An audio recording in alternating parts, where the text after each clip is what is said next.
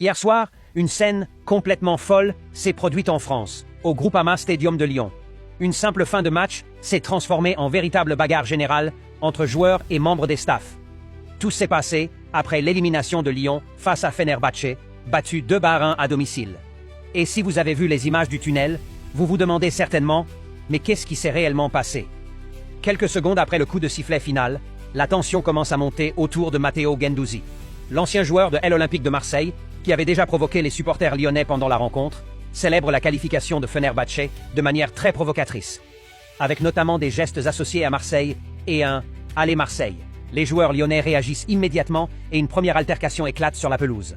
Mais l'histoire ne s'arrête pas là. En direction des vestiaires, la tension se poursuit dans le tunnel du Groupama Stadium. Des joueurs, des membres des staffs et d'autres personnes présentes dans cette zone se retrouvent impliqués dans une nouvelle confrontation. Les images sont impressionnantes. Ça se bouscule, ça tente de séparer les protagonistes et la situation devient complètement incontrôlable. Un membre du staff lyonnais aurait même été blessé durant les incidents.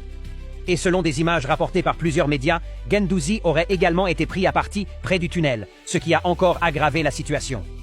Au final, Fenerbahçe repart avec sa qualification pour la Ligue des Champions, mais la soirée s'est terminée dans un chaos total au Groupama Stadium. Une chose est certaine, ce qui devait être une fête pour les Turcs et une déception pour les Lyonnais s'est transformé en une scène que personne n'avait envie de voir dans un stade français.